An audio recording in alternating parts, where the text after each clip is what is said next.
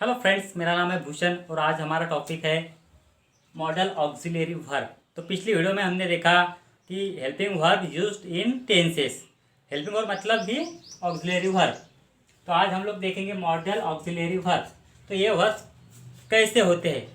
तो दोस्तों, ये जो मॉडल ऑक्सिलरी वर्ब होते हैं, यहाँ पर मैंने लिखा है should, would, many, might, ought to, must, need to, dare, use to, must और कैन और कुड। तो मस्ट यहाँ पे डबल हो गया, कैन और कुड।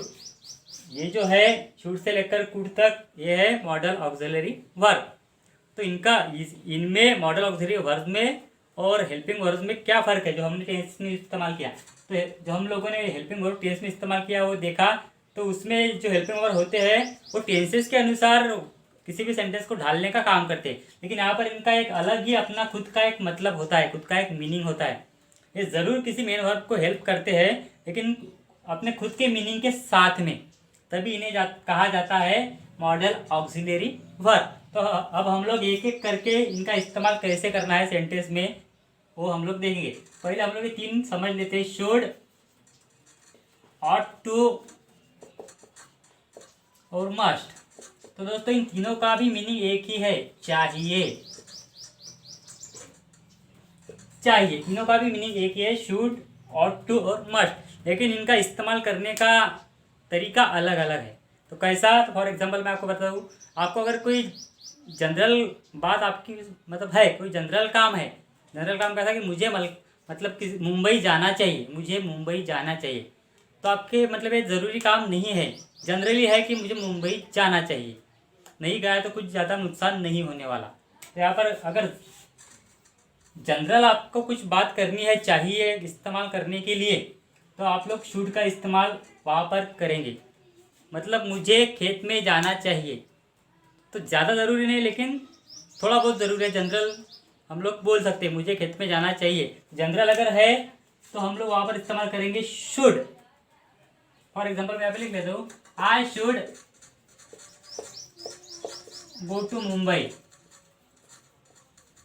तो यहाँ पर गो क्या है, मेन वर्ब है। मेन वर्ब को यहाँ पर हेल्प कर रहा है शुड, ये हेल्पिंग वर्ब, लेकिन इसका खुद का अपना मीनिंग है चाहिए।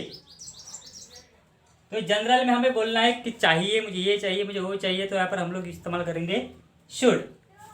मुझे पढ़ाई करनी चाहिए, आई शुड स्टडी। पढ़ाई नहीं की तो कुछ ज़्यादा पहाड़ टूटने वाला है ऐसा नहीं है, ऐसा अगर बोलना है तो मुझे पढ़ाई, जनरल में मुझे पढ़ाई करनी चाहिए ऐसा बोलना है, तो आमतौर पर इस्तेमाल किया जाता है जनरल सेंटेंस के लिए। चाहिए जब हम लोग इस्तेमाल करते हैं तब शुड का इस्तेमाल किया जाता है। लेकिन यहाँ पर ऑट टू का भी मतलब है चाहिए। ऑट टू मीन्स ऑल्सो चाहिए इन हिंदी, लेकिन इसका इस्तेमाल करने का तरीका अलग है। मतलब कैसा, मैं आपको एग्जांपल लेता हूँ। एक कोई भिखारी है, जनरली भिखारियों को सब कोई कुछ दान देता ही है ऐसा नहीं है। मैंने बहुत बार देखा है, घर घर में भिखारी घूमते हैं तो बहुत सारे लोग बोलते हैं जाओ उधर, तुम्हें क्या है, तुम्हें क्या हाथ पैर नहीं है, एट्सेट्रा एट्सेट्रा मतलब बातें करते रहते हैं। कुछ कुछ अच्छे लोग होते हैं तो भिखारियों को बुलाकर मतलब कुछ पैसे रुपए या फिर कुछ खाना वाना देकर भेज देते हैं। लेकिन एक बात यहाँ पर ध्यान दीजिएगा दोस्तों, भिखारी हमारे मतलब हमारे मोहल्ले में आया है और बोल रहा है कि मुझे कुछ दो खाने के लिए। बहुत से लोग उसको हकाल के निकाल देंगे, कुछ लोग उसको देंगे। लेकिन आप लोग देखिए, अगर हर एक इंसान ने अगर भिखारी को खाना नहीं दिया तो वो भूखा मरेगा कि नहीं। तो 100% उसके पास खाने को कुछ नहीं, ना तो उसके पास ना तो घर है, ना कुछ और बातें हैं, ना कुछ खाने के लिए पैसे है, ना कुछ इक्विपमेंट से बनाने के लिए। अगर सबने इसको खाना नहीं दिया तो एग्जैक्टली वो फैमिश हो जाएगा, मतलब उसको बहुत ज़्यादा भूख से वो मर जाएगा। बराबर है, स्टारवेशन उसको हो जाएगा। तो उस वजह से ये हमारा क्या है, भिखारियों को खाना खिलाना या कपड़े देना है, थोड़े पैसे देना, ये हमारा क्या है, एक मॉरल ड्यूटी है, हमारा एक नैतिक कर्तव्य है। इस वजह से जब हम लोग कभी हमारा मॉरल ड्यूटीज या हमारा नैतिक कर्तव्य अगर हम लोगों को दिखाना है तो चाहिए के मतलब से हम लोगों को इस्तेमाल करना पड़ेगा ऑट टू। बराबर है, मतलब मुझे मेरे टीचर्स के प्रति सम्मान रखना चाहिए। ये अगर है तो एक, अगर आपने भिखारियों को खाना नहीं दिया, आपने टीचर का सम्मान नहीं रखा, तो आपको कोई डंडा लेके मारने वाला है क्या? नहीं मारने वाला। लेकिन हमारी ये मॉरल ड्यूटी है, it is our moral duty to feed beggars and to respect teachers. तो हमारा मॉरल ड्यूटी जो है वो हम लोग अगर एक्सप्लेन करते हैं, हम लोग बोलते हैं, मतलब खुद को अगर लगे कि मॉरल ड्यूटीज है ये, हमें ये करना चाहिए, हमें वो करना चाहिए, तब हम लोग इस्तेमाल करेंगे ऑट टू। फॉर एग्जाम्पल मैं यहाँ पर लिख लेता हूँ, we ought to. Ought to मतलब भी चाहिए मैं, लेकिन यहाँ पर इस्तेमाल करने का तरीका आप लोग देख रहे हैं। We ought to give alms, मतलब आर्म्स मतलब भीख, गिव मतलब देना, गिव आर्म्स टू बेगर्स। हमें भिखारियों को क्या देना चाहिए? भीख देनी चाहिए, नहीं दी तो वो मर जाएंगे। ये हमारी मॉरल ड्यूटी है। दूसरा वाला सेंटेंस लिखेंगे, we should respect our elders. Respect our elders, we should respect our elders. तो हमें हमसे जो बड़े लोग हैं उनके प्रति सम्मान दिखाना चाहिए, ये भी हमारी मॉरल ड्यूटी है। अगर किसी को लगता है कि ये मॉरल ड्यूटी नहीं है, हमें बोलते वक्त लगता है कि नहीं, तो हम लोग यहाँ पे शुड का भी इस्तेमाल कर सकते हैं। We should give alms to beggars, लेकिन ये जनरल हो जाएगा कि हमें भिखारियों को भीख देना चाहिए। अगर हमें बोलना है कि हमारी मॉरल ड्यूटीज है वो, तब हम लोग इस्तेमाल करेंगे we ought to give alms to beggars. तो हम पे डिपेंड करता है कि हम लोग कहाँ पे इसका इस्तेमाल करें। और मस्ट, थर्ड वन वाला हमारा है मस्ट। मस्ट का भी इस्तेमाल हम लोग कर, मतलब इस मीनिंग से ही करते हैं कि चाहिए। लेकिन यहाँ पर क्या है, यहाँ पर एकदम एकदम नेसेसरी नीड होती है, मतलब चाहिए ही, मुझे करना ही चाहिए, उसके अलावा मेरा काम नहीं जम सकता। तो मतलब मुझे फर्स्ट रैंक हासिल करने के लिए पढ़ाई करनी ही चाहिए। अगर मुझे फर्स्ट रैंक हासिल करनी है तो पढ़ाई कर नहीं की मैंने, तो फर्स्ट रैंक हासिल बिल्कुल मैं अचीव कर ही नहीं सकता।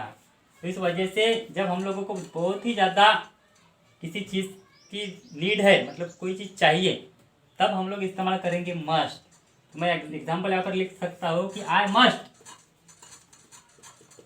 Study hard, I must study hard to get first rank,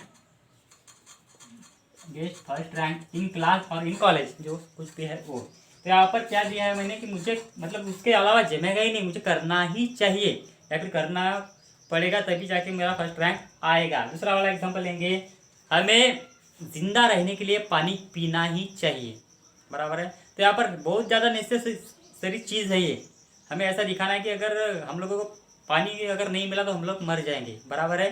तो इस वजह से जिंदा रहने के लिए हमें पानी पीना ही चाहिए। ही चाहिए मतलब क्या? मस्ट। तो we must drink water, we must drink water to live, मतलब जिंदा रहने के लिए हमें पानी पीना ही चाहिए। तो दोस्तों आप लोगों को समझ में आएगा कि शुड, ऑट टू और मस्ट का मीनिंग है चाहिए, लेकिन हर एक का इस्तेमाल हम लोग अलग अलग सेंटेंस में करते हैं। पहला वाला अगर जनरल है, मुझे कुछ करना चाहिए, मुझे यहाँ जाना चाहिए, मुझे ये खाना चाहिए, ऐसा जनरल अगर हमें बोलना है, हम लोग इस्तेमाल करेंगे शुड का। अगर हम लोगों को लगता है कि हमारी मॉरल ड्यूटीज़ है, मुझे गरीबों के प्रति मतलब उनका ख्याल रखना चाहिए, तो मैं क्या बोलूँगा, I ought to care for poor people. तो यहाँ पर अगर मुझे लगा कि मेरी मॉरल ड्यूटी है वो गरीबों के साथ में मतलब उनका ख्याल रखना, तो मैं बोलूँगा ऑट टू का इस्तेमाल यहाँ पर मैं करूँगा सेंटेंस में। अगर मुझे लगता है कि बहुत ही ज़्यादा ज़रूरत है, करना ही चाहिए मुझे, यहाँ पर मतलब कुछ और ज़्यादा ऑप्शन नहीं है, अगर कुछ चीज़ हासिल करना है तो ये करना ही चाहिए, ऐसा बोलना है, तो मैं बोलूँगा मस्ट। वहाँ पे I must do something. Okay, तो यहाँ पर आप लोगों ने समझ लिया होगा कि ये जो तीन हेल्पिंग वर्ब्स है, मॉडल ऑक्सिलरी वर्ब्स है, शुड, ऑट टू और मस्ट, इन तीनों का मीनिंग है चाहिए, लेकिन इनका इस्तेमाल अभी हम लोगों ने यहाँ पर सीखा। तो for competitive exam it's very important. Okay, तो आप लोगों को यहाँ पर कंफ्यूज करने के लिए 3-4 ये हेल्पिंग वर्ब्स दिए होते हैं और कोई सेंटेंस होता है, तो सेंटेंस का मतलब जो मीनिंग है वहाँ पर जो सेंटेंस दिया है उसके अनुसार हम लोगों को जो करेक्ट वाला हेल्पिंग वर्ब है उसमें डालना होता है। तो आप लोगों को सबके अगर मतलब मीनिंग मालूम हुए और सबका तरीका मालूम हुआ कि कौन सा हम लोगों को हेल्पिंग वर्ब कहाँ पे इस्तेमाल करना है, तब आपको कोई ज़्यादा दिक्कत नहीं होने वाली। कॉम्पिटिटिव एग्जाम में बहुत ही आसान पेपर आपके लिए रहेगा। तो आशा करता हूँ दोस्तों ये आपको समझ में आया होगा शुड, ऑट टू और मस्ट का इस्तेमाल कहाँ करना है। तो अब हम लोग देखते हैं मे और माइट। तो फ्रेंड्स, मे और माइट तो आप लोगों को पता ही होगा, मे और माइट में माइट क्या है, माइट मे का क्या है, पास्ट टेंस है। तो यहाँ पर देखिए, अगर हम लोगों को ये कहाँ इस्तेमाल करना है, हम लोगों को अगर किसी से परमिशन मांगनी है तब आमतौर पर मे का इस्तेमाल किया जाता है। तो उसमें भी हम लोग पहले देखेंगे मे और कैन में क्या डिफरेंस है। तो पहले हम लोग मे और कैन का देखेंगे। दोनों का भी मीनिंग क्या है? सकना। सकना मतलब क्या? मैं ये कर सकता हूँ, मैं वो कर सकता हूँ। तो पहला वाला जो मे है, इसका इस्तेमाल जनरली किया जाता है किसी को मतलब परमिशन मांगने के लिए, बराबर है। और दूसरे का इस्तेमाल कब किया जाता है? तो हमारी फिजिकल, मेंटल, मतलब हमारी फाइनेंशियल, ये जो कंडीशंस है ये दिखाने के लिए, या फिर कैपेबिलिटीज़ है, फिजिकल, फाइनेंशियल, मेंटल और सोशल, ये जो कैपेबिलिटीज़ हमारी है, हमारी क्षमता है, ये दिखाने के लिए इस्तेमाल किया जाता है कैन का। पहला हम लोग देखेंगे मे का इस्तेमाल कैसे करते हैं। तो परमिशन मांगने के लिए, may I come in sir, for example may I come in sir. तो यहाँ पर हम लोगों ने परमिशन मांगने के लिए, सर क्या मुझे अंदर आना चाहिए, बराबर है। परमिशन मांगने के लिए, या फिर सर क्या मैं अंदर आ सकता हूँ, तो ये परमिशन मांगने के लिए हम लोगों ने मे का इस्तेमाल यहाँ पर हेल्पिंग वर्ब का, मॉडल ऑक्सिलरी वर्ब का किया है। मे आई कम इन सर, अगर उन्होंने बोला किया तो हम लोग जाएंगे, बराबर है। दूसरा वाला, आई मे गो टू मुंबई। तो यहाँ पर दोस्तों आई मे गो टू मुंबई मतलब मैं मुंबई जा सकता हूँ। मतलब क्यों जा सकता हूँ? तो किसी ने मुझे, मेरे घर वालों ने, किसी ने मुझे परमिशन दी है, तो इस वजह से मैं मुंबई जा सकता हूँ। तो अगर परमिशन का सवाल है, परमिशन मांगनी है किसी से, तब आमतौर पर इस्तेमाल किया जाता है मे। और अगर हमारी फिजिकल, फाइनेंशियल, मेंटल या सोशल कंडीशन या कैपेबिलिटी दिखाने के लिए इस्तेमाल किया जाता है कैन। इन दोनों का मीनिंग है सकना, मैं ये कर सकता हूँ, मैं वो कर सकता हूँ। तो फॉर एग्जाम्पल हम लोग देख सकते, मैं बोलूँगा एक एग्जाम्पल कि मैं कार खरीद सकता हूँ।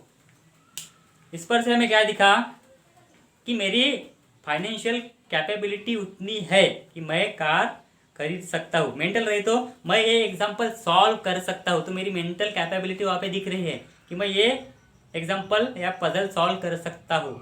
और अगर सोशल रही तो मैं भिखारियों को खाना खिला सकता हूँ। यहाँ पर आई कैन फीड बेगर्स और आई कैन फीड मेंडिकेंट्स। और दूसरी वाला मतलब मेरा बौद्धिक हो गया, मैं सॉल्व कर सकता हूँ, ऐसा अगर मुझे बोलना है मैं बोलूँगा कि I can solve the puzzle, I can solve the example और I can solve the problem. अगर मुझे लगा कि मैं 20 किलो की पोतड़ी, मतलब 20 किलो का जो गोना होता है वो उठा सकता हूँ, तो उसमें से क्या दिखेगा? मेरी फिजिकल कैपेबिलिटी। तो I can lift 20 kg sack, मतलब मैं 20 किलो का पोता या फिर गोना जो होता है वो उठा सकता हूँ। तो दोस्तों आप लोगों को समझ में आया होगा। मे का इस्तेमाल कहाँ पर कर सकते हैं हम लोग?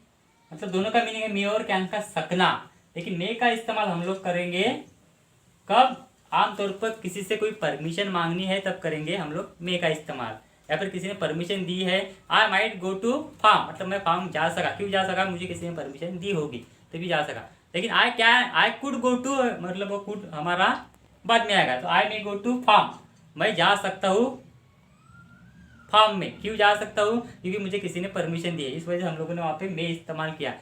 और I can go to farm, ऐसा अगर हमने बोला तो हमारी कैपेबिलिटी वहाँ पे दिखेगी कि क्या मुझ में इतनी ताकत है कि मैं फार्म में जा सकता हूँ, बराबर है।